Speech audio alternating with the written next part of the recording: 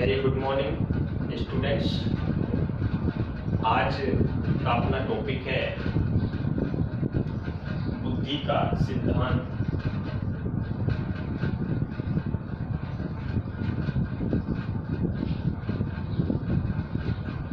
इसी को हम कंटिन्यू कर रहे हैं। इसमें हमने एक खंडात्मक और द्विखंडात्मक सिद्धांतों के बारे में परिचर्चा कर ली है। आज हम लोग बहुखंडात्मक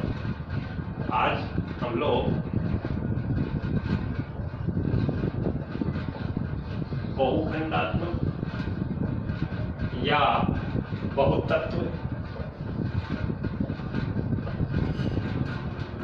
या बहुकारक बुद्धि सिद्धांत के बारे में पढ़ेंगे।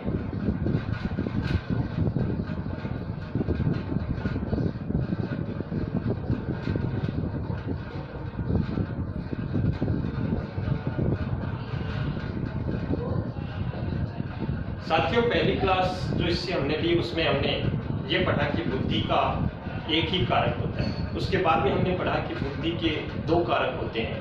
आज हम परिचर्चा कर रहे हैं कि बुद्धि बहुखंडात्मक होती है, यानी बुद्धि के बहुतत्व होते हैं या बहुकारक होते हैं। ये जो बहुकारक बुद्धि का सिद्धांत है, इसका प्रतिपादन किसने किया? साथियों, इस सिद्धांत का प्रतिपादन थॉर्नडाइक के द्वारा किया गया। इस सिद्धांत का प्रतिपादन थॉर्नडाइक के द्वारा किया गया।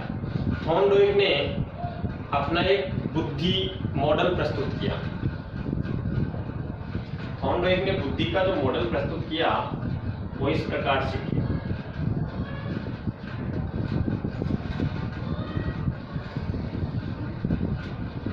थॉर्नडाइक का जो बुद्धि का मॉडल है उसमें थॉर्नडाइक ने क्या कहा कि बुद्धि में अनगिनत तत्व या कारक पाए जाते हैं। बुद्धि में अनगिनत कारक या तत्व पाए जाते हैं। अनगिनत कारक या तत्व बुद्धि में पाए जाते हैं।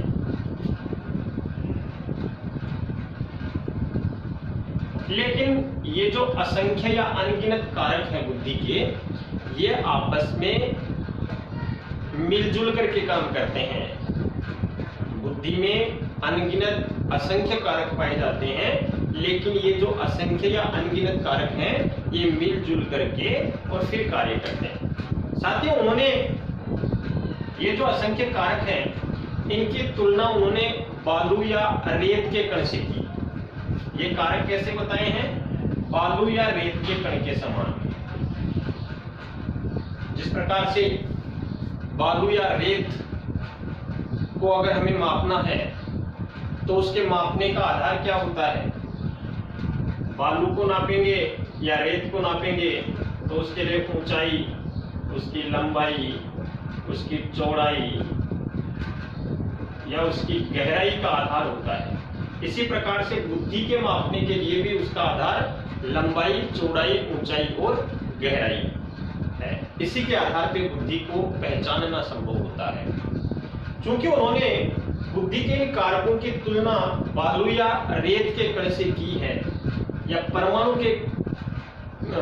से उन्होंने ये तुलना की है। इस कारण से थॉर्नडाइक का जो ये सिद्धांत है, इस सिद्धांत को बालू का सिद्धांत भी कहते हैं। इस सिद्धांत का अन्य नाम क्या है? बालू का सिद्धांत। इसके अलावा इसी सिद्धांत को परमाणुवाद भी कहते हैं या क्वांटम थ्योरी। इस सिद्धांत को परमाणुवाद या क्वांटम थ्योरी भी कहते हैं। याद रखने की बात है, जो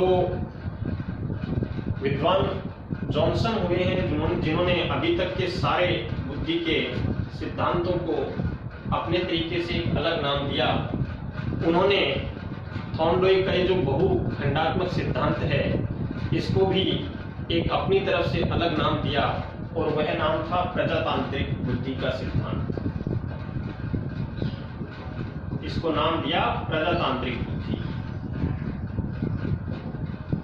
ये जॉनसन ने नाम दिया। तो साथियों, इस प्रकार से थॉर्नडाइक ने अपने विचार प्रस्तुत किए। अब हम आगे आरबी कैटल का तरल और ठोस बुद्धि का सिद्धांत पढ़ें उससे पहले हम इसको एक बार फिर से रिवाइज कर लेते हैं। साथियों, पिछली क्लासों में हमने एक खंडात्मक सिद्धांत और बुद्धि का द्विखंडात्मक सिद्धांत पढ़ा। आज हम थॉर्नडाइक ने जो बहुखंडात्मक, बहुतत्व या बहुकारक बुद्धि का सिद्धांत प्रस्तुत किया है उसके बारे में परिचर्चा कर रहे हैं। साथियों, अपने इस सिद्धांत को प्रस्तुत करते हुए थॉर्नडाइक ने एक बुद्धि का मॉडल प्रस्तुत किया। उस मॉडल के अनुसार थॉर्नडाइक ने कहा कि बुद्धि के असंख्य कारक पाए जाते हैं, अनगिनत कारक पाए जाते हैं। बुद्धि किन्हीं एक या दो कारकों की वजह से नहीं होती है, या बुद्धि की पहचान किन्हीं एक या दो कारकों की वजह से नहीं होती है, बल्कि बुद्धि में असंख्य कारक पाए जाते हैं जिनकी गिनती नहीं की जा सकती है, जिनको गिना नहीं जा सकता है। लेकिन उन्होंने ये भी कहा कि ये कारक असंख्य हैं जिनको गिन नहीं सकते हैं, लेकिन फिर भी ये सारे कारक एक साथ मिलजुल करके कार्य करते हैं। साथियों, उन्होंने अपने इन कारकों की तुलना बालू या रेत के द्वारा की है। उन्होंने बालू के कण या रेत के कण या फिर परमाणु के द्वारा उन्होंने अपने इन कारकों को स्पष्ट किया है।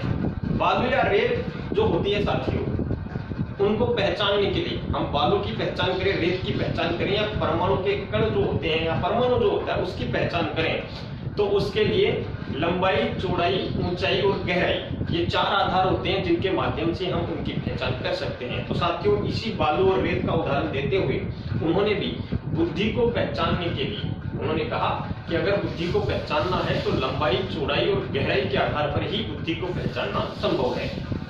साथियों, थॉर्नडाइक ने बुद्धि के जो तत्व हैं, बुद्धि के जो कारक हैं, उनकी तुलना बालू या रेत से की है, परमाणु से की है।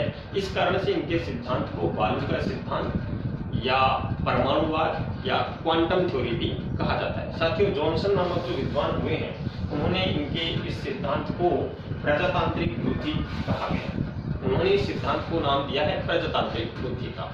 इस प्रकार से थॉर्नडाइक का बहुखंडात्मक सिद्धांत कंप्लीट होता है। इसके बाद में हम लोग परिचर्चा करते हैं आरबी कैटल ने तरल और ठोस बुद्धि का सिद्धांत प्रस्तुत किया है उसके बारे में। उससे पहले आप इसका एक स्क्रीनशॉट ले लीजिए। धन्यवाद।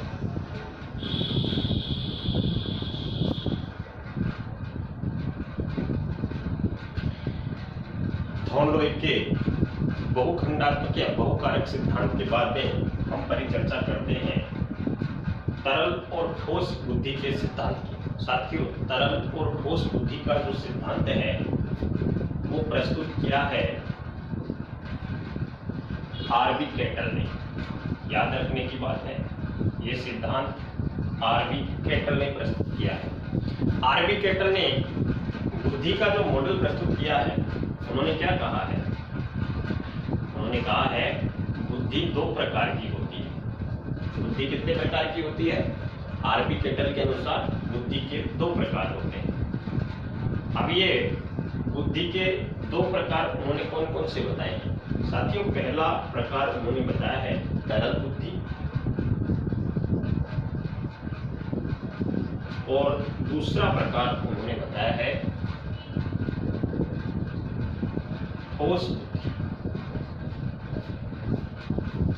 तरल व ठोस बुद्धि का जो सिद्धांत है साथियों, आरबी कैटल ने प्रस्तुत किया है, और आरबी कैटल ने इस सिद्धांत को प्रस्तुत करते हुए कहा है कि बुद्धि दो प्रकार की होती है। उसका पहला प्रकार है तरल बुद्धि और उसका दूसरा प्रकार है ठोस बुद्धि। हम सबसे पहले बात करते हैं तरल बुद्धि। आरबी कैटल के अनुसार ये जो तरल बुद्धि होती है ये जन्मजात होती है। तरल बुद्धि कैसी होती है? जन्मजात होती है।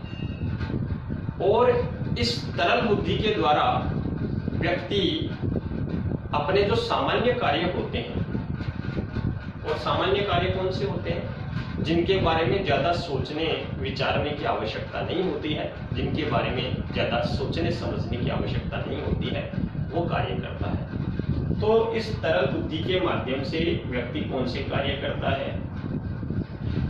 सामान्य कार्य। अब एक सवाल हमारे दिमाग में आता है कि ऐसे कौन से कार्य होते हैं जो सामान्य कार्य होते हैं, जिनके बारे में व्यक्ति को सोचना समझना नहीं पड़ता है। तो साथियों, ऐसे सामान्य कार्य हमारे दैनिक जीवन से जुड़े हुए होते हैं।